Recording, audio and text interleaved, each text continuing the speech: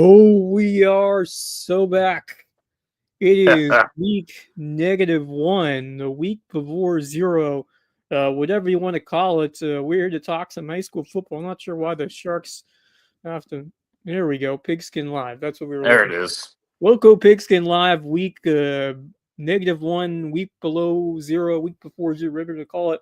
We're here to recap 3 games. Actually, we're recapping one that finished, and we're going live to one that is still going on, two still going on, but Max Right. Araj on location from the Ville, Hardyville Richard Gray Sports Complex, which tonight is the home of the JP2 Golden Warriors, who have put together a stunning performance so far and are in front against a very good Carleton Prep team.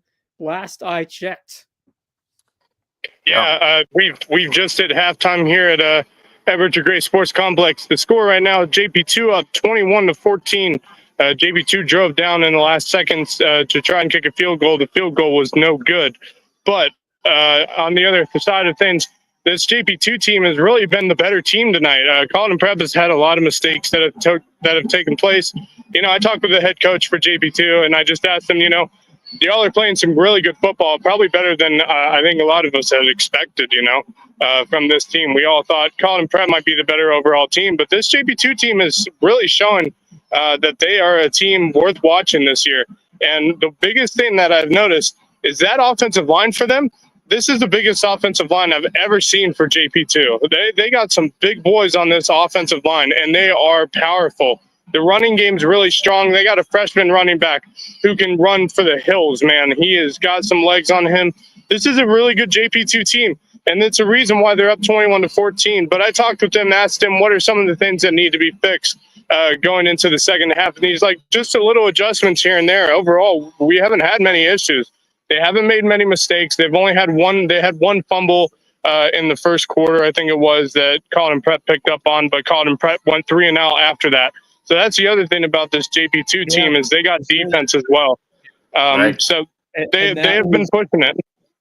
And that was one of the points I was talking about. Just the defense has been consistent in the past, but that's a big stop after turning it over, and you get the momentum right back after your defense is able to come through. And then how about Alan Wolf? He has been absolutely. He's ready to go. He's been impressive. Got the opening score, and he's, from what I've heard, he has looked very good.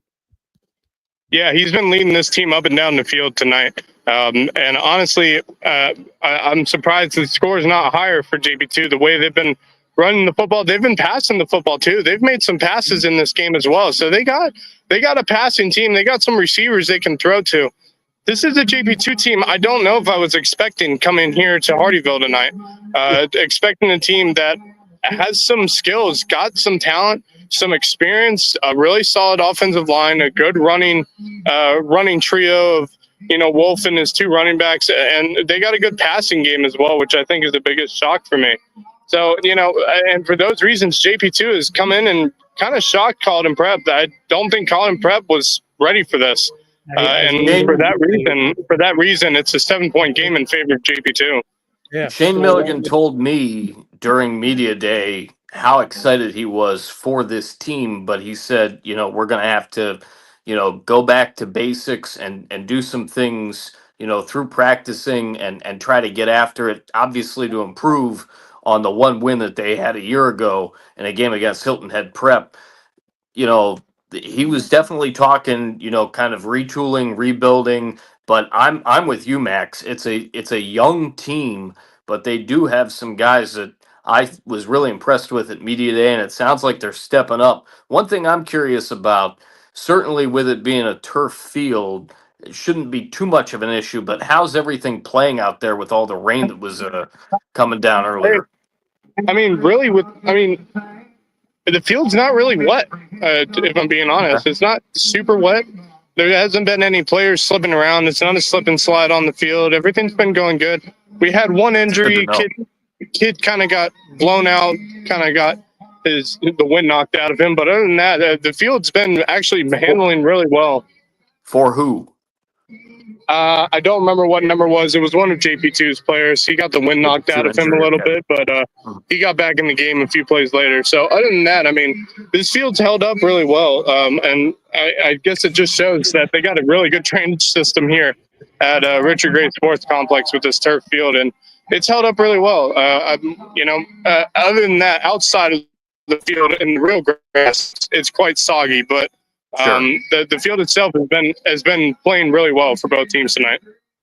I almost headed out there, but I was riding in the car Yeah, it was amidst the not looking deluge. late It was at one point. Yeah. not great In terms of weather. at all. And Justin Jarrett made it out to the game. He's now heading back to his place to get hop onto the show with you fellas. Right. But yeah, and we both looked at each other and we said, "Wow, kind of shocked that JP2 is playing this well." I mean, I think Justin and I both thought this was going to be kind of like a Colin and Prep runs the tables. It may be a close first half, but Colin and Prep runs through in the second half. Right now, I don't think that's going to be the case. I think this is going to be a much closer game than people realize here tonight, and I think this could really come down to the wire. So I'm gonna head out, and I'm gonna come back on around sometime in the third quarter, possibly the fourth quarter, and give you guys an update. But for now, from Richard Gray Sports Complex, the score at halftime: JP2 21, Colin and Prep 14. I'll see you guys in the second half. Sounds good, Max. Thanks so All right, much, thank you, buddy. Max and Raj. We'll All right. check in with them a little later.